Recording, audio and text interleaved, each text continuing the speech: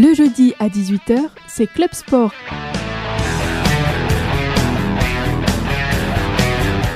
Bonsoir à vous, soyez les bienvenus dans votre émission Club Sport. Ce soir, je ne suis pas seul, non, je suis en compagnie de Lucas Auberon, de Frédéric Chevassu du site allesochaux.com, d'Élie Guyon qui sera avec vous en fin d'émission pour tout vous dire des JO de Sochi ainsi que l'agenda sportif du week-end. Bonsoir à vous, Frédéric Chevassu. Bonsoir Guillaume et bonsoir à toutes les auditrices et auditeurs de Radio Shalom Besançon. Ce soir, un programme très chargé. Nous revenons sur la réception de Guingamp ce samedi pour le FCSM. Effectivement, toutes les stats d'avant-match, c'est signé Lucas Auberon, mais aussi toutes les dernières infos des jaunes et bleus. Et c'est en compagnie de votre invité ce soir, Bernard Maraval, responsable de la cellule de recrutement du FCSM. Vous pouvez nous appeler dès maintenant pour réagir sur le FC Sochaux au 03 80 50 67 51. Club Sport revient également sur les rencontres en Coupe de France. Nous vous donnons le programme de la 25e journée du championnat de France de Ligue 1. Votre émission Club Sport vous donne aussi les programmes des championnats étrangers, sans oublier les résultats des JO de Sochi et l'agenda sportif du week-end. C'est signé Élie Guyon. Allez, commençons par habitude, effectivement, cette émission par le FC Sochaux. Rappelons que vous pouvez réagir à l'antenne en nous appelant au 03 80 50 67 51. Allez, la semaine dernière, votre invité était l'entraîneur sochalien Hervé Renard. Cette semaine, il est aussi très important pour le club puisqu'il aide à bâtir cette équipe du FCSM depuis pas mal de temps. Il s'agit de l'ancien joueur et actuel recruteur du FC Sochaux. Bonsoir à vous, Bernard Maraval. Bonsoir à tout le monde. Comment allez-vous, Bernard Maraval ? Bah écoutez, ça va, on s'accroche, s'accroche. Ah bah écoute, ça fait plaisir quand on entend ça, on s'accroche. Oui, il faut s'accrocher. Et je crois que même tous les supporters, ils ont besoin de vous. Hein. On a besoin de tout le monde. Hein. Il faut compter sur tout le monde. Hein. Tout à fait, c'est un travail collectif et donc on a besoin de toutes les forces pour réussir cet objectif qui est très compliqué tout en soi. Pour commencer, on vous remercie d'avoir accepté l'invitation de Club Sport. Merci à vous, Bernard Maraval. Je vous en prie, avec plaisir.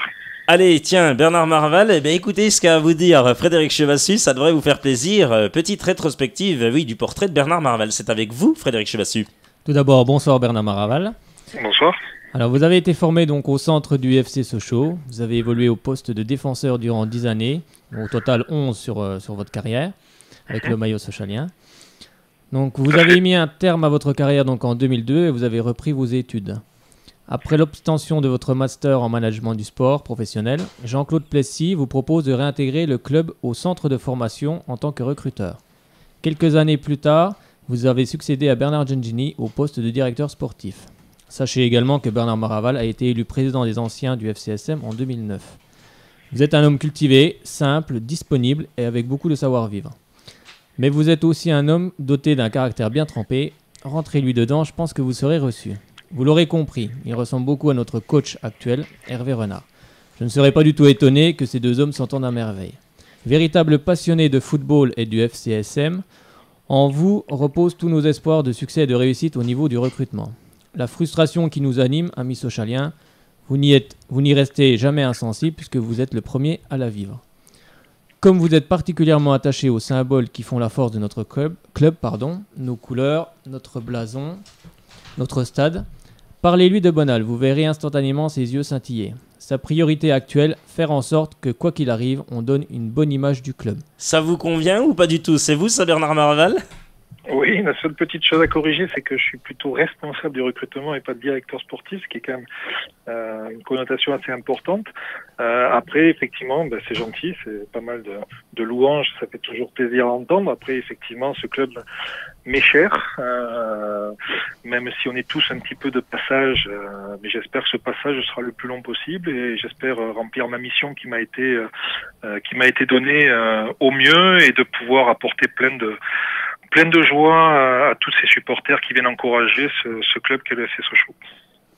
Alors première question, moi je vais vous poser comme question, comment se passe le passage justement d'un ancien joueur de club que vous avez été à celui de recruteur et directeur sportif ? Puis la deuxième question, quelle est la différence entre le rôle, comme vous n'êtes pas directeur sportif, celle-là je vais plutôt la mettre de côté, on va reprendre plutôt la première. Donc je voulais juste savoir ça. Ça serait bien qu'il soit directeur sportif. Vous voulez qu'il soit tout, vous, Frédéric Chevassu, en fait ? Ah j'aimerais bien. Bon, alors c'est quoi le passage d'ancien joueur du club en recruteur? Le passage, il s'est fait un petit peu de manière forcée, puisque c'est suite à une blessure que j'ai dû mettre un terme à ma carrière. Donc c'est vrai qu'après cette blessure, il a fallu rebondir rapidement. Effectivement, le président en place, Jean-Claude Plessis, a souhaité me conserver dans l'encadrement, ce qui m'a fait vraiment plaisir, et c'était une de mes volontés également.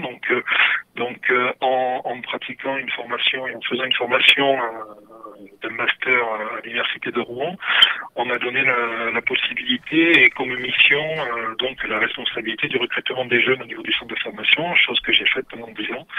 Donc c'est vrai que les premières semaines ne sont jamais évidentes parce que bon, quand on est passionné et qu'on vit de sa passion et qu'on vit de telle passion, c'est vrai que de devoir arrêter du jour au lendemain, c'est jamais évident. Après il y a quand même vite le sentiment d'avoir vécu quelque chose que beaucoup rêveraient d'avoir, et donc cette fierté de l'avoir vécu et donc de se dire que voilà, c'est fait, malheureusement c'est derrière, mais de savourer ces instants passés et puis de se jeter corps et âme dans cette nouvelle aventure. Et ça a été assez passionnant parce que bon, j'étais dans mon univers et j'ai pu continuer à être au sein du FC Sochaux et tout en étant dans un environnement du centre de formation qui est fort agréable.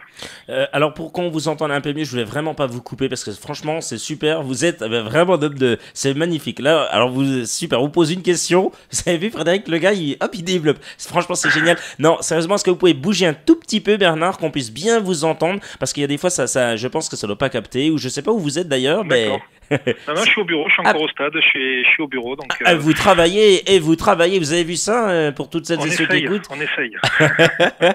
Tiens, on va voir comment ça se passe. Pouvez-vous nous expliquer en fait en quoi consiste votre métier de recruteur? Ça consiste en quoi? C'est quoi ce métier? Racontez-nous, on veut tout savoir.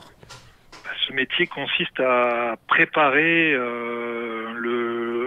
un avenir à moyen terme, c'est-à-dire d'anticiper des éventuels mouvements, que ce soit des départs ou des arrivées. Donc pour les arrivées, c'est prévoir quelles seraient les forces et les faiblesses de l'effectif. On travaille bien sûr rapproché avec l'entraîneur et puis avec le président, qui lui va me donner un petit peu quels seront les moyens qui seront à notre portée pour pouvoir travailler. Et puis moi, à partir de là, je vais essayer par rapport au manque que l'on pourrait avoir avec la cellule, essayer de dénicher des joueurs qui ont les profils qu'on pourrait rechercher. Voilà. Donc c'est des observations de matchs en vidéo, c'est pas mal de contacts téléphoniques avec des agents et puis pas mal de déplacements sur les stades en France et à l'étranger pour observer, suivre l'évolution des joueurs et essayer d'avoir des réflexions sur ce que pourraient nous apporter les joueurs que l'on peut observer. Voilà. Et je voulais savoir, est-ce que votre avis est sollicité pour l'arrivée justement de jeunes joueurs au centre de formation?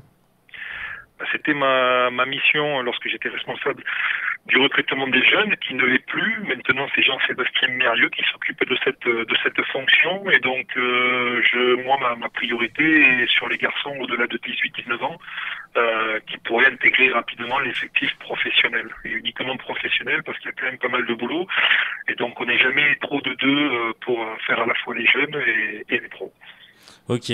Souvent on entend ici et là de la part des supporters du FCSM que ce show n'attire pas car la ville serait trop petite ou pour d'autres raisons. Qu'en pensez-vous à cette question, vous? Non, c'est c'est un argument qui souvent est difficile à contrecarrer. Effectivement, pas mal de joueurs ne sont pas forcément très attirés par le côté est de la France, c'est vrai qu'on a un manque d'attractivité au niveau de la région et pourtant tous les joueurs sur lesquels on arrive à convaincre repartent avec beaucoup d'a priori positifs, contrairement à leur arrivée qui est toujours un petit peu avec quelques a priori négatifs.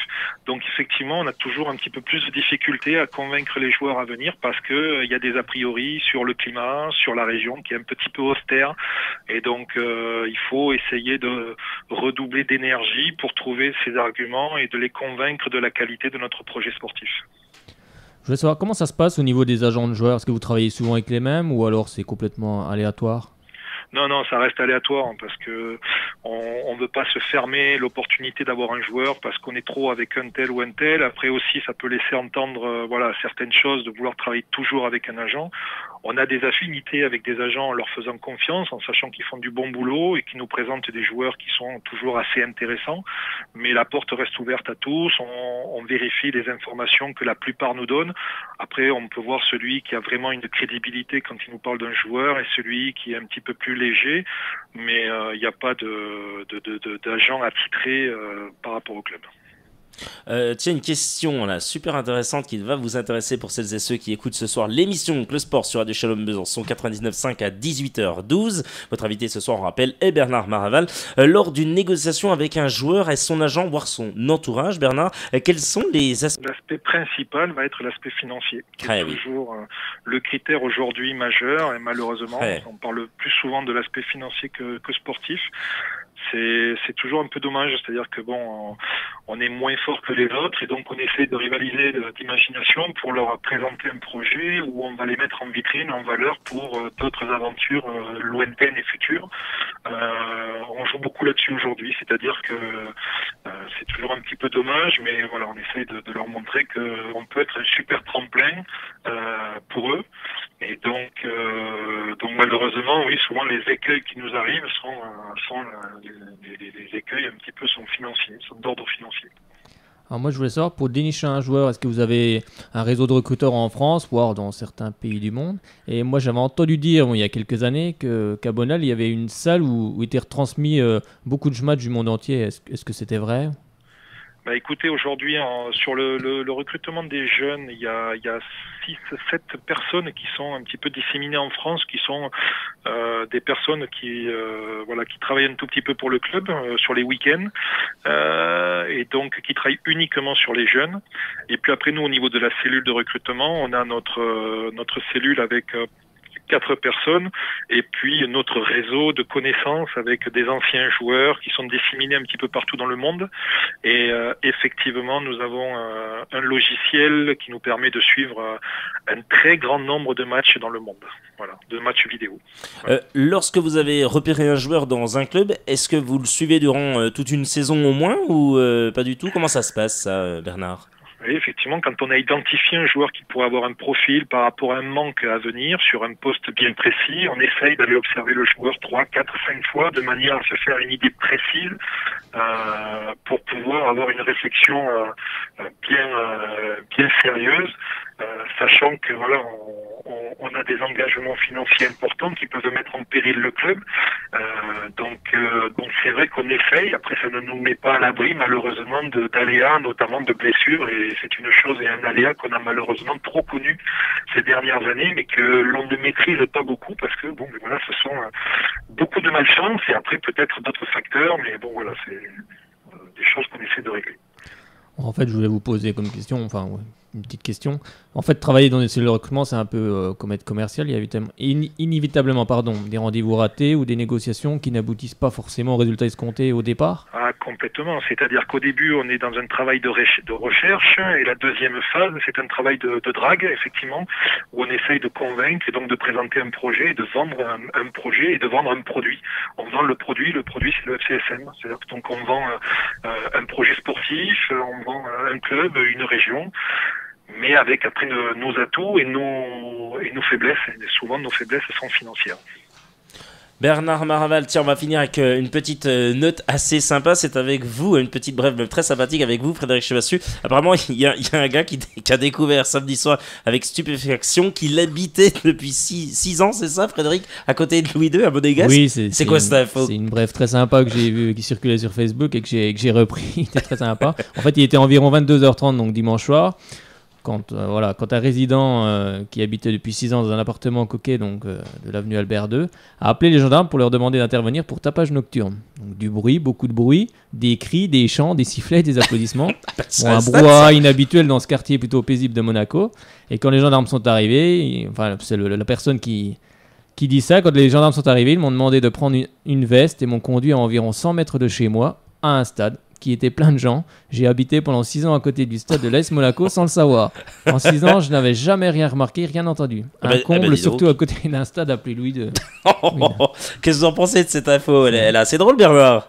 Oh, c'est assez cocasse, oui. C'est assez cocasse. Ça, c'est drôle. En tous les cas, nous, on espère que le stade, il va bouillonner, il va vous soulever, vous emporter samedi à 20h face à l'en avant de Guingamp, on l'espère, hein, Bernard Maraval. On croise les doigts, nous aussi. On y croit toujours. Ah oui, non, mais bon, tant que mathématiquement le club n'est pas en Ligue 2, il faudra ne jamais rien lâcher et que même si malheureusement mathématiquement on venait à tomber, c'est sûr que il y aurait déjà au moins un respect par rapport aux couleurs et par rapport aux gens qui font souvent des kilomètres pour venir supporter l'équipe, de rendre un maillot qui soit rendu avec les honneurs. Donc c'est tout ce que je souhaite pour les joueurs et tant que le club n'est pas mort, moi je vous dis il y a toujours une petite chance. C'est sûr que plus on avance et plus cette chance s'amenuise, mais demain, enfin samedi plutôt, il y a un match contre Guingamp qui va être très important. J'espère qu'il y aura un grand soutien de la part des supporters et j'espère qu'on verra une très belle équipe sochalienne. Oui, c'est vrai parce que les 2 matchs qui viennent là, donc contre Guingamp et Valenciennes, vont être très très très importants. Surtout que nos clubs, les clubs adverses vont rencontrer des grosses équipes aussi. Evian reçoit Lille et va jouer à Bordeaux ensuite. Donc moi j'y crois. Je veux pas que Sochaux aille en Ligue 2. Donc nous non plus, non, toute l'équipe. Nous non plus. Personne ne veut. Ce club-là, il est fait pour rester en Ligue 1. C'est le plus vieux club. Un des plus vieux clubs dans le championnat, donc non, j'ai pas envie, moi. Voilà, en tous les cas, on espère donc je serai au stade samedi et je demande à tout le monde d'aller au stade parce que c'est les matchs les plus importants. C'est des matchs les plus importants, ceux-là. Voilà, les gens, des fois, ont du mal à se mobiliser, n'y croient plus. Machin, mais on y sera, nous, Frédéric. On y sera, il y a Lucas Auberon aussi qui y sera. On est les trois, on est tous les trois. Après, je me mets à la place des gens qui sont un peu déçus, frustrés de voir certaines prestations qui sont pas dignes d'un club comme Sochaux. Après, il y a des aléas, il y a des moments de méforme. Bon, ce qui est sûr, c'est que les joueurs ne trichent pas. Les joueurs donnent le maximum du moment. Après, des fois, c'est un peu maladroit, c'est un petit peu, mais ça mérite un grand soutien. Et je pense que s'il y a ce soutien, si ce stade revit des moments qu'on a déjà vécu et qui étaient fort agréables et fort chaleureux, je pense que ça peut aider l'équipe à surmonter ces obstacles du moment et on peut peut-être faire un très gros exploit. En tout cas, ça peut être réalisable. Oui, je pense que le public sochalien saura se mobiliser comme il a su se mobiliser les années précédentes. Quand le club était tout près à la relégation, le stade était plein, avec des offres commerciales, j'espère aussi du côté du club pour relancer un peu, mais ça viendra. Ça reviendra, les supporters seront là. Bernard Maraval, on rappelle que vous êtes responsable à la cellule de recrutement au sein du FC Sochaux-Montbéliard. On vous remercie, Bernard Maraval, d'avoir été l'invité de Club Sport. On a appris plein de choses ce soir. Merci à vous. Et merci pour toutes ces explications. Franchement, on en repart que... Oui, parce que c'est souvent un poste qui est décrié, donc c'était bien d'en parler, de voir comment ça se passe, parce que c'est vrai que les gens ne connaissent pas toujours les aboutissants, ça va vite, les jugements sont vite faits, et ils ne connaissent pas toujours les aboutissants. Ils ne savent pas ce qui se passe dans les coulisses. Je pense que les négociations, ça doit être très très compliqué, c'est sûr. C'est pas toujours simple. Effectivement, comme ça ils savent tout des coulisses au sein de ce métier qui est recruteur. Encore merci à vous Bernard Maraval, très bonne soirée à vous du côté de Sochaux. Oui, merci beaucoup. Et on espère on espère une belle victoire samedi et vous voir aussi samedi. On espère vous voir. Hein. On va essayer de vous voir. On va essayer de vous voir. Oui, on va essayer de trouver un moment. Et vous avez le bonjour d'Angélique. Allez. C'est gentil. Voilà qui est dit. Merci à elle. Merci à bientôt. À bientôt. Merci, à bientôt. Au revoir. Allez, tiens, une petite info, Frédéric Chevassu, par rapport au FCSM. On reste avec Sochaux, on les aime tellement. Vous allez nous parler d'un certain Thuram. Allez-y, je vous laisse aller parce qu'après, il y a Lucas Auberon qui va prendre place. Allez-y. Un certain Marcus Thuram-Hulien, donc, qui joue au FCSM, donc qui est entre autres le fils de Lilian Thuram. Donc en fait c'était pour parler de lui parce qu'il fait partie des U17 français, donc l'équipe de France des moins de 17 ans donc a disputé ce mardi 11 février le premier de ces 2 matchs amicaux face à la Belgique, donc au centre technique national de Clairefontaine. Donc Marcus est un milieu offensif, du FCSM, retenu par Laurent Guyot. Bon, il n'a pas participé à la victoire 2-0 face à la Belgique dans des Bleuets. Je pense que le deuxième match aura lieu ce soir, donc le jeudi 13. Donc face aux Belges justement, donc je pense qu'il fera sans doute partie de cette équipe, parce que je pense que le coach Laurent Guyot va faire tourner va faire tourner pas mal, donc je pense qu'il aura sa chance. Et c'est vrai que c'est un joueur très costaud. Jean-Claude Hagenbach en disait beaucoup de bien il y a très peu de temps. J'ai lu un très beau article sur lui. Donc je pense que c'est un peu aussi l'avenir du FCSM passera par des joueurs comme là, des joueurs comme Marcus, comme Eikel Chikawi, comme on disait, et des jeunes joueurs comme Michael Mansa qu'on a vu aussi, que beaucoup ont critiqué au début de match, mais moi je l'ai quand même trouvé assez bon. Donc c'est avec tous ces jeunes-là qu'on reconstruira quelque chose. Allez, on va voir si il est du même avis ou pas. Non, lui il n'est pas là du tout pour ça. Il est pour vous parler surtout des stats d'avant-match et des chiffres. C'est notre Mister Stat, Mister Chiffres, c'est Lucas Auberon. Bonsoir Lucas. Bonsoir Guillaume, bonsoir à tous. Comment ça va Lucas Auberon? Très très bien, merci et vous. Ah bah écoutez, on est très ravis de vous avoir. Après avoir eu Bernard Maraval, maintenant c'est place à vous, Mister Stat. Allez, pour commencer, le rituel historique des confrontations entre Sochaux et l'En-Avant Guingamp. Ça donne quoi? Alors oui, à partir de la saison 1999-2000, Sochaux et Guingamp se sont rencontrés seulement 9 fois pour 4 victoires des Lyonceaux, 2 victoires des Guingamptais pour 3 matchs nuls. C'est des très bonnes stats tout ça. Une victoire en prévision alors, du coup? Oui, enfin, on peut pas le prouver scientifiquement que les statistiques aient un impact, Guillaume. On se rappelle d'ailleurs qu'au match aller, alors qu'à l'époque Guingamp n'avait gagné qu'une seule fois contre Sochaux en 14 ans, les Rouges et Noirs avaient tout de même réussi à décrocher une magnifique victoire 5-1, qui d'ailleurs mettait fin à l'ère Eric Kelly du côté de Sochaux. Et oui, c'est vrai. Oui, je suis d'accord, mais Guingamp est très très mal en championnat, là. C'est bien ça, là, en ce moment, là, ou pas? Ils sont pas trop bien, là. Oui, ils n'ont pas gagné depuis le 30 novembre 2013 en Ligue 1. Ouais. C'est bon pour nous. Ils sont lanterne rouge de notre championnat si on ne comptabilise pas les matchs allés. Bon, alors une chose est sûre, ils sont prenables, Guillaume. Et au classement général, depuis le début de saison, ça donne quoi, Lucas Auberon? Ils se rapprochent dangereusement de la jaune-rouge. Ils sont 16e à seulement 5 points de Valenciennes, premier relégable. Alors quels sont leurs points faibles alors à cette équipe? Moi je dirais qu'ils n'en ont pas vraiment. C'est une équipe qui n'a pas encaissé des centaines de buts cette saison, mais qui n'en mettent pas non plus énormément. Alors tenez-vous bien, ils ont une meilleure défense que Lyon, qui est 6e du championnat. Mais il se dit souvent que les Guingamptais ne sont pas très réalistes devant le but. Alors c'est à nous de marquer le plus vite 1 ou 2 buts et puis de tenir le résultat. 1 ou 2 joueurs dont il faut se méfier ce samedi au Stade Bonal? Alors oui, il va falloir se méfier de Mustapha Yatabaré qui a inscrit 6 buts cette saison, et attention également à Fatih Atik qui a tendance à délivrer de superbes passes, notamment des centres. Oui, ben alors là, ça risque de faire mal. J'espère que ces joueurs-là ne vont pas marquer puis ils ne vont pas passer. Et comment ça... J'espère qu'ils vont rester dans les coulisses. Oui, ça vous fait bien de le dire, pourvu qu'ils restent bien dans les coulisses, bien au fond. Voilà, comme vous dites, Guillaume. Effectivement, comme je le dis si bien. Et comment ça va se passer pour Evian et Valenciennes ce week-end, nos concurrents directs? Oui, Frédéric l'a dit tout à l'heure, nos concurrents directs ont un calendrier vraiment très chargé contre de grosses équipes. Donc Valenciennes se déplace au Parc des Princes contre le PSG demain soir à 20h30, et Evian reçoit les Lillois. Donc autant dire, Guillaume, mais je pense que Frédéric est d'accord avec moi, c'est le moment de reprendre des points, et bien sûr c'est des équipes pour garder cette lueur d'espoir dont on parle tant. Eh ben écoutez, merci à vous Lucas Auberon pour ces stades d'avant-match face à l'En-Avant de Guingamp. Eh ben, il n'y a pas de souci, à lundi. À la jeudi. Et puis à samedi au stade, moi je. Ouais, à samedi au stade. Vraiment. C'est bien. Déplacez-vous, les places c'est pas cher, vraiment, c'est gratuit. Enfin, c'est gratuit pour les femmes. Non, c'est 1 euro quoi. C'est vraiment l'euro symbolique. Oui, c'est gratuit si vous y allez avec Lucas Auberon. C'est lui Elles qui font des fois plus de bruit que les hommes. Oui, voilà, dans le stade. C'est vrai en plus. Vrai. Oui, c'est vrai. Donc voilà, tous les supporters, déplacez-vous, soutenez les jaunes et bleus. C'est une fierté pour la région d'avoir un club en Ligue 1 comme ça. On est tous fiers quand même de supporter ce maillot. Donc vraiment, déplacez-vous, n'hésitez pas. Même le froid, c'est pas grand chose quoi de passer, il fait bon là. Minutes dans le froid. Voilà, vraiment c'est la fierté de toute une région et il faut venir au stade.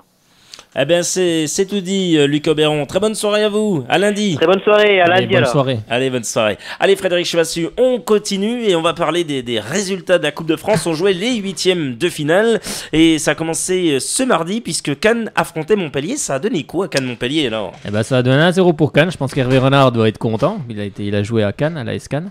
Oui, donc, avec Zizou. Oui. Donc Cannes continue son petit bonhomme de chemin. Donc ils avaient déjà battu 3, ils ont battu Saint-Étienne et là ils battent Montpellier. Donc c'est vrai que c'est bien. On continue avec Angers face au CA Bastia et avant de donner le résultat, on rappelle que vous pouvez nous appeler maintenant puisque la ligne est grande ouverte au 03 80 50 67 51 03 80 50 67 51. Vous pouvez nous appeler pour parler du FCSM et notamment de votre pronostic et puis de tout ce que vous pensez du club et de l'intervention de Bernard Maraval par exemple. Voilà, c'était dit. On continue avec donc Angers qui affrontait le CA Bastia. Donc Angers s'est imposé 4-2 après prolongation. Ouh là là là là là. Les Lillois face au Canet. Ouh que ça a été dur pour les hommes de Patrice Garande. Il y a eu 3-3 à la fin du temps réglementaire, après les prolongations d'ailleurs. Et ça a fini 6 tirs au but à 5 pour Lille, alors que Caen a mené une grosse partie de la rencontre. Lille était bien mal, mais bon, ils ont quand même réussi à revenir et à l'emporter au tir au but. Hier soir, il y avait 4 rencontres. L'Île Rousse face à l'équipe de Guingamp, futur adversaire des Jaunes et Bleus. Voilà, Guingamp s'est imposé 2-0 donc à l'Île Rousse. Auxerre qui recevait dans son très beau stade, la Baie des Champs, l'équipe de Rennes de Philippe Montagnier. Et c'est Rennes qui s'est imposé donc par la plus petite des marges 1-0. Moulins qui affrontait l'équipe de 7 qui n'en finissait plus de s'imposer en Coupe de France. Bah oui, malgré que 7 ait ouvert le score, Moulins l'emporte 3-1. Les Niçois qui affrontaient l'association sportive de Monaco de Claudio Ranieri. Quel score ça donne ? Ça a fait Monaco, donc s'est imposé 1-0 après prolongation dans un match très chaud où Kolodziak a pris un rouge pour une petite claquette sur Carvalho qui a bien joué le coup. Carvalho, vous avez dit ? Carvalho, ah non, c'est pas le même. Je plaisante. C'est pas le même. Là, je pense qu'il en a peut-être pris une claque en retour. Oui, je crois bien. Allez, ce soir, ce jeudi 13 février à 20h45, c'est le grand match entre l'Olympique lyonnais qui affronte donc au stade Gerland le Racing Club de Lens d'Antoine Camboiré. Match à suivre chez nos confrères d'Eurosport, donc dès 20h45.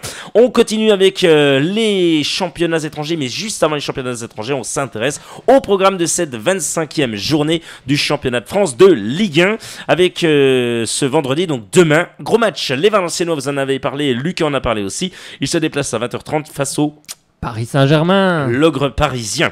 Samedi, de nombreuses rencontres et ça commence à 17h. Les Monégasques se déplacent à Bastia, ça va pas être facile. Ça, très compliqué. Les Niçois de Claude Puel affrontent Nantes. Les Montpelliérains, allez, de Roland Tournevis. Ils se rendent donc à Rennes. Ouh là là. Les Rémois, Reims affrontent. Ils vont peut-être pouvoir déboucher le champagne face à Bordeaux. On espère, à moins qu'on boive un petit Bordeaux. Consommé avec modération. Les deux sont bons. Allez, Lorient face à Toulouse. Les Toulousains qui enchaînent les matchs nuls. Après celui de Marseille, Saint-Etienne. Éliminé en Coupe de France par Bastia aussi. Oui, il faut quand même le souligner. Un but de Cissé, Djibril Cissé notamment. Les Sochaliens, on l'a dit, face aux Guingampais. Dimanche, 3 matchs au programme. À 14h, l'AC Ajaccio de Braconi se déplace à Lyon. Match très compliqué. Lille, vous l'avez dit tout à l'heure, à 17h ce dimanche, se déplace sur la pelouse de Déviant-Tonon-Gaillard. Et enfin, le match, oui, le choc. Saint-Etienne de Christophe Galtier face à l'Olympique de Marseille. Effectivement, d'Albert Raymond ou encore de José Anigo. Et enfin, on peut vous donner bien entendu les championnats étrangers avec de la Première Ligue. Samedi, tiens, ça va faire plaisir Lucas Oberon puisque voilà, il aime beaucoup Chelsea. Voilà, on dit tout aux éditrices, auditeurs. Il est fan de cette équipe et l'autre fois on avait un peu bouffé là-dessus. Ils vont affronter qui à 13h45, l'équipe de Chelsea? Alors là, ils vont affronter Everton. Oui, Eden Hazard va encore bien s'éclater. L'équipe d'Arsenal, oui. Arsenal, les Gunners affrontent. Ils vont recevoir Sunderland. J'espère que ça va bien se passer aussi pour eux. Manchester City à 16h reçoit Stoke City. Fulham se déplace sur la pelouse de West Bromwich. Southampton se déplace sur la pelouse de West Ham. Hull City affronte l'équipe de Cardiff City. Et c'est donc sur la pelouse de Cardiff City. Crystal Palace à 18h30 reçoit Manchester United qui va pas très bien. Oui. 7e au classement. Moyenne, ça va moyen. Oh, elle était facile celle-là. Liverpool, ce dimanche à 14h30 affronte Swansea City. Aston Villa, toujours à 14h30, se déplace sur la pelouse de Newcastle. Norwich City à 17h affronte l'équipe de Tottenham. Eh oui, l'équipe de Tottenham. Tottenham, pour l'instant, ça reprend un petit peu le poil de la bête. 5e au classement. 5e, oui. Ça reprend un petit peu pour les coéquipiers de notre ami... Comment s'appelle-t-il, le gardien de but? Loris. Oui, bien joué, il suit. On passe à l'Espagne, oui, la Liga espagnole, avec vendredi un match Osasuna qui se déplace à 21h sur la pelouse de Elche. Atlético Madrid ce samedi affronte l'équipe de Du Real Valladolid. Almeria qui se déplace également à 18h sur la pelouse de Levante. Et le FC Barcelone de Léo Messi se reçoit même directement au Camp Nou. Oui, ils reçoivent le Rayo Vallecano. J'ai peur pour eux, hein, une des pires défenses d'Europe. Oui, pire défense d'Europe. Ouais. Oui, Ah ben on n'est pas tout seul. Non, ils étaient repassés devant nous d'ailleurs. Ah ben pourvu qu'ils repassent encore bien devant nous encore, puis qu'ils y restent. Ouais, là, but contre 52. Hein. Ah, ça cause quand même. Hein. ça cause dans le poste. Hein.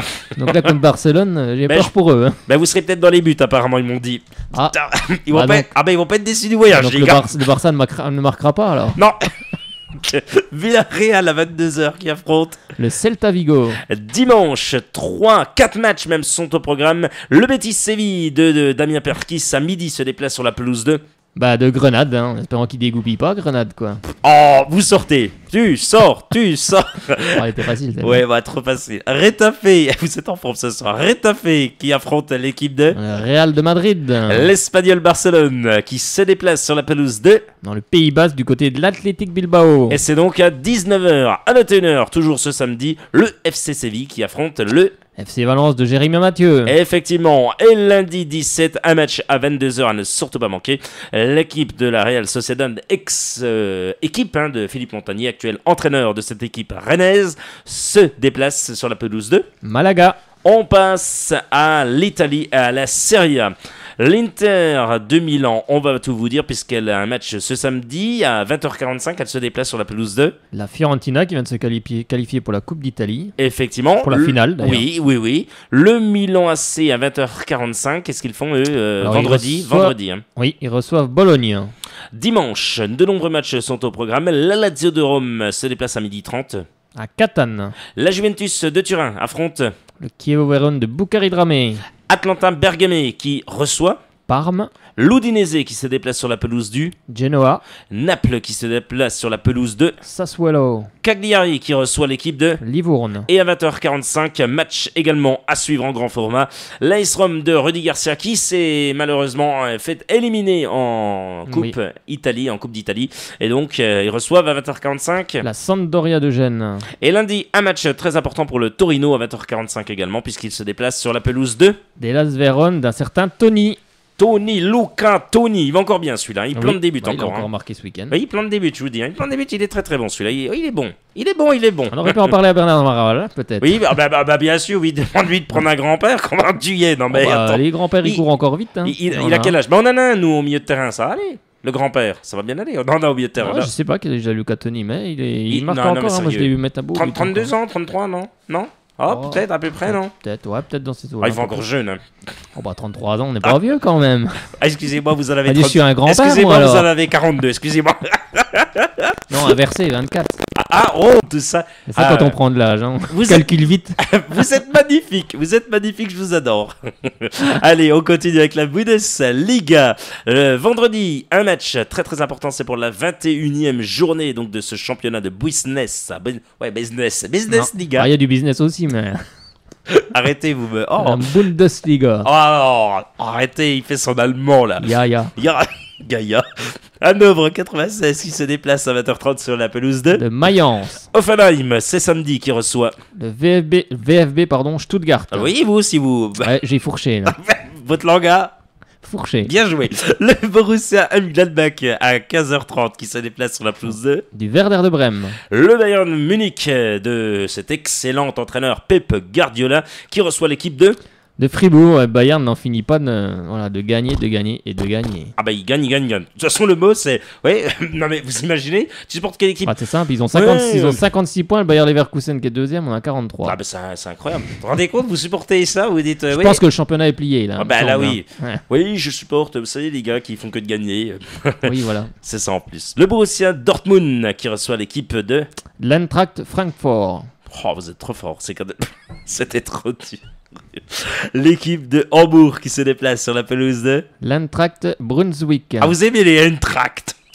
C'est comme ça que vous prononcez Eintracht. Vous allez aller donner des cours dans quelques minutes, je pense, d'allemand. Le Bayer Leverkusen à 18h30 qui affronte l'équipe de Schalke 04. Oh, bien joué, puis en plus il parle en allemand, ça c'est vraiment J'ai bien. encore des hybrides. Hein, Dimanche, 2 matchs sont au programme. L'équipe de Augsbourg qui affronte à 15h30 l'équipe de Nuremberg. Wolfsburg à 17h30 se déplace sur la pelouse de Hertha Berlin. Oh, bien joué. Eh bien voilà, on rappelle les 3 premiers. Non, allez, on rappelle les 3 premiers du classement, vous l'avez dit. Alors, le Bayern Munich avec 56 points, le Bayer Leverkusen avec 43 points et Borussia Dortmund avec 39 points. Les 3 derniers, Nuremberg, Hambourg et 18e et dernier, l'Eintracht Brunswick. Ah, vous êtes champion du monde. Je vous adore, Frédéric Chevassu. Vous êtes incroyable. Et on va bien sûr joindre dans quelques instants Élie Guyon, puisque Élie Guyon va tout vous dire des JO de Sochi. Comment ça se passe? Oui, j'ai vu Martin Fourcade, 2e médaille d'or aujourd'hui. Chut, n'en dites pas plus. Arrêtez, vous bouffez la chronique d'Élie Guyon, vous. Le gars, non, mais ce gars est magnifique, quoi, je vous le dis. Attendez, vous me coûtez déjà trop cher. Désolé, Élie. C'est sorti spontanément. Oh, je plaisante. Allez, c'est juste après Mika et son titre Underwater. Restez bien à l'écoute du 99.5. Allez, tout de suite, sans plus attendre, on continue cette émission sport. Oh oui, oh, quelle est bien cette émission sport, que le sport à 18h40. On rappelle que nous sommes ensemble encore quelques minutes. Et tiens, on va s'intéresser au JO de Sochi. Et c'est avec vous, Élie Guyon. Eh bien, bonsoir à tout le monde. Bonsoir Fred et bonsoir à toi, Guillaume. Est-ce que tu as suivi un petit peu ce parcours aujourd'hui des JO ou pas? Eh bien non, et ça tombe bien, je suis sûr que celles et ceux qui nous écoutent n'ont peut-être pas eu le temps de tout suivre, puisqu'ils sont peut-être rentrés là à l'instant du travail. On pense bien sûr fort à vous si vous rentrez du travail, et du coup vous dites, eh ben tiens, qu'est-ce qui s'est passé aujourd'hui? Ah ben je me branche sur 99.5 où j'écoute via Vesta Live sur la page Soyons Sport avec le sport, et grâce à l'Aiguillon, on sait tout, et on voit ça avec vous, l'Aiguillon. Alors on commence avec le ski de fond et le 10 km classique qui se tenait ce matin. C'est la Polonaise Justyna Kowalczyk qui a remporté cette médaille d'or. Elle a devancé la Suédoise Kala et la Norvégienne Johaug. Les Françaises Célia Emonier et Aurore Jean se classent au-delà de la 20e place. La première est 27e alors que la seconde est seulement à la 29e place. Donc victoire polonaise dans ce 10 km classique de ski de fond féminin. Il y avait aussi du short track 500 mètres. C'est une chinoise, Diana Rowley, qui a remporté la médaille d'or. Et c'est la première médaille d'or chinoise. Hein. Elle a bénéficié d'une chute collective un peu étrange. D'ailleurs, c'était un peu spécial, ces 500 mètres. L'Italienne Ariana Fontana a terminé en argent. Et puis la Coréenne Park, elle, a récolté la médaille de bronze.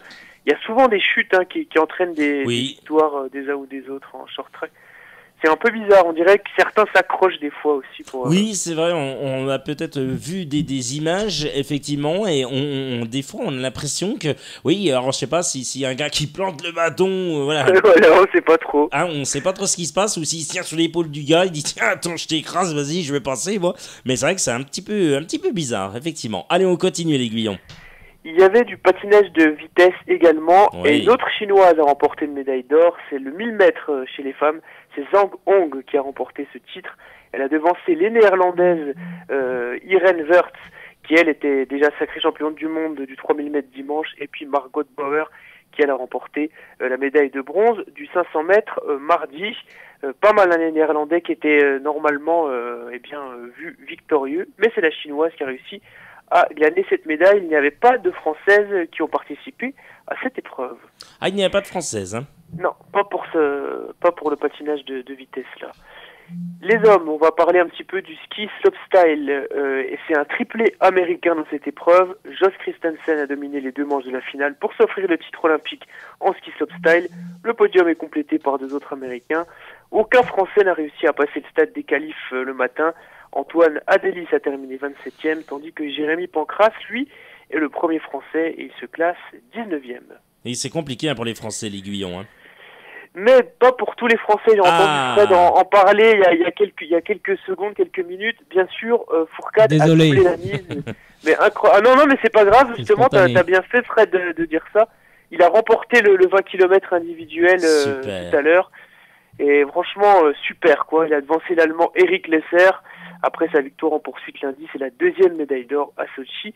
Il est incroyable ce Martin Fourcade. Moi j'ai vu le dernier quart d'heure là, c'est vrai que l'Allemand il piochait, hein. On voyait qu'il piochait, puis Fourcade il était à une vitesse, c'est hallucinant. Et oui, il lui a pas mis beaucoup de secondes, mais quand même au moins, je dis 11 secondes je crois. Ouais c'est ça. Ouais, il lui a mis au moins 11 secondes, c'est quand même pas mal, mais... Malgré une faute au tir, parce que l'Allemand n'a pas fait de faute au tir il me semble.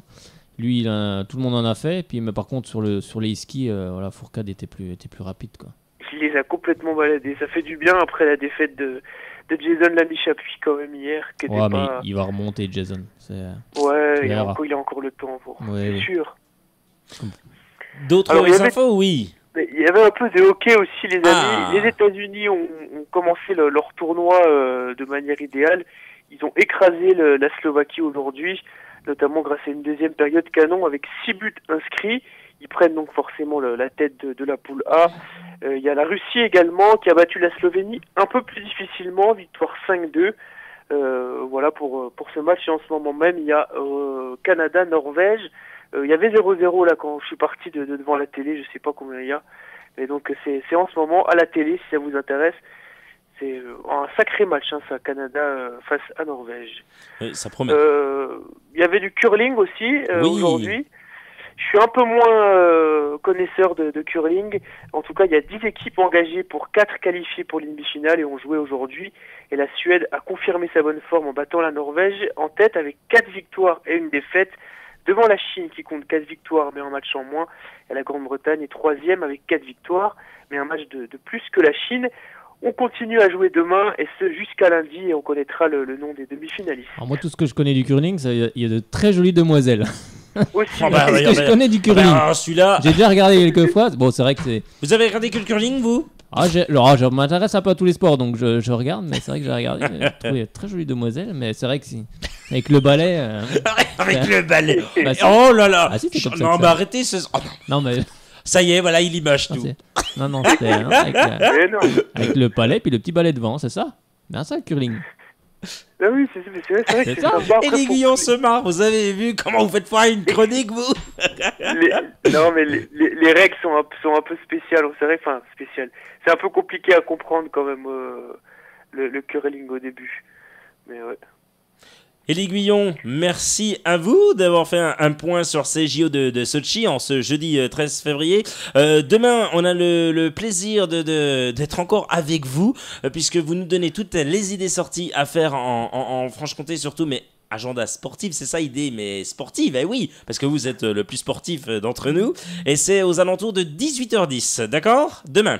Pas de problème, et n'oubliez pas de soutenir le français, on n'a peut-être pas le temps de faire le programme là. Si, allez-y. N'oubliez pas de soutenir Jean-Baptiste Grange, qui est un spécialiste du slalom et qui fera demain à 12h30 son combiné slalom, et le matin, il me semble qu'il doit faire la descente. Oui, c'est ça, c'est la descente de ski alpin le matin, et puis il joue après pour le titre. Chance de médaille encore française. On mangera vite et puis on ira vite devant la télé. Hein. Voilà, exactement. Merci à vous, l'aiguillon. De rien, il n'y a pas de problème. Et à demain, 18h10 dans Shalom à vos côtés.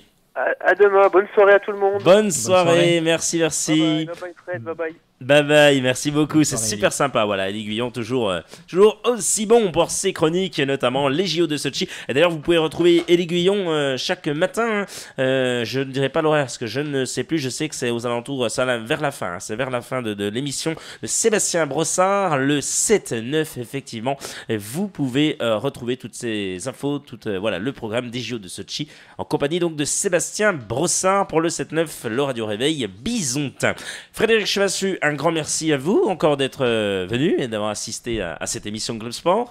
Merci à vous Guillaume, merci surtout aussi à Bernard Maraval. C'est ce que j'allais faire, on remercie à nouveau Bernard Maraval. Il a prêté une interview, on en a appris plus sur son métier, c'était franchement très bien. Voilà, on rappelle donc qu'il est responsable à la cellule de recrutement au sein du FC Sochaux Montbéliard. Écoutez, on a un dernier appel, Frédéric, vous allez le prendre, venez ici, on est en direct, vous allez prendre l'appel, on va vous prendre en appel, voilà, on va prendre l'appel, on va prendre cet appel, et on va revenir dans quelques instants, on allait bien sûr tranquillement quitter l'émission. Alors apparemment il y a un appel, on sait pas. Oui, effectivement, oui, il y a quelqu'un, donc on va quand même prendre la personne au téléphone quand même. Allô.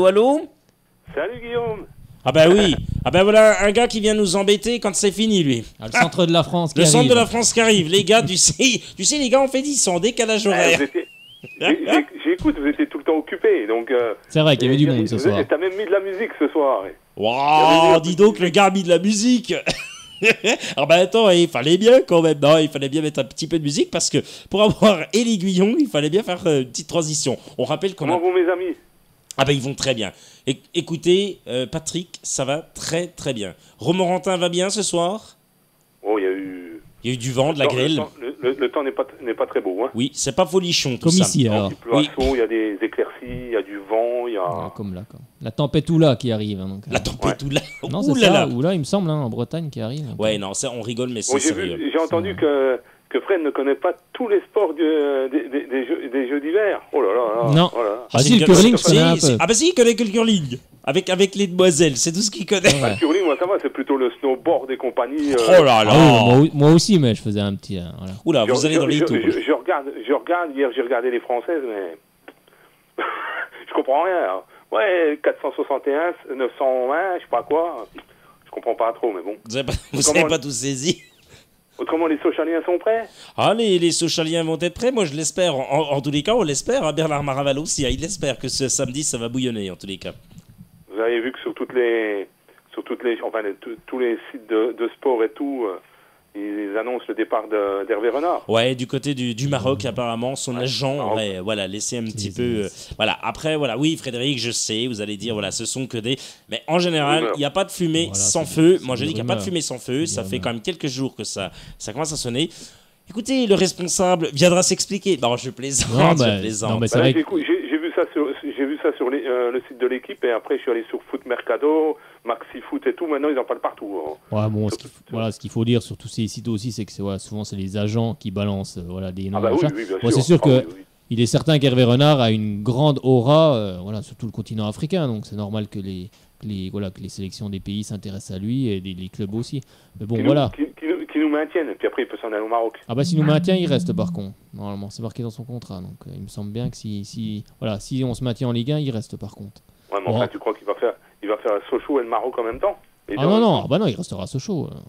Il fera pas le Maroc ni un autre pays. Mais je l'espère de tout cœur. Hein. Bon, vous n'avez pas eu beaucoup de clients ce soir. J'ai dit, je vais appeler 2 minutes, quoi. Ouais, 2 minutes, oui, puis en plus, c'est assez calme. Ouais, c'est assez calme. En plus, ici, on va avoir un invité dans quelques instants parce que c'est la journée internationale de la radio, donc on va devoir se quitter. En tous les cas, non, on est très ravis. Une belle journée. Journée de la radio, c'était votre journée, à vous aussi, les auditeurs, auditrices. On vous remercie bien sûr à vous, Patrick de Romorantin. On vous remercie vraiment. Et puis continuez d'être à l'écoute de Shalom à vos côtés et bien sûr de cette émission Soyons Sport et Club Sport. Allez Sochaux, vous penserez à moi. Allez Sochaux et on pensera bien très fort à vous qui ne pouvez pas bien sûr vous déplacer. Voilà. On vous salue bien, on vous dit à très bientôt. Bah peut-être à lundi ou à plus tard. Bah oui, mais il n'y a pas de souci, lundi ça sera tout ouvert. Allez, bye. Allez, bonne soirée Patrick. Très bonne Bonne soirée, soirée. Patrick. Merci. Bah voilà, c'est super sympa. On a eu quand même, quelqu'un, vous avez vu, très complet entre tous ces invités, tous ces chroniqueurs et puis des auditeurs. Ça Pour fait finir, super c'est plaisir. parfait. Voilà, c'est parfait. On vous remercie. Allez, à lundi, Frédéric Chevassu. À lundi. Bon Ciao, week-end, ciao. Guillaume. Ah bah oui, bon Et week-end allez à vous. Sochaux. Et pour nous, allez Sochaux, ça c'est toujours votre mot d'ordre à vous. Voilà.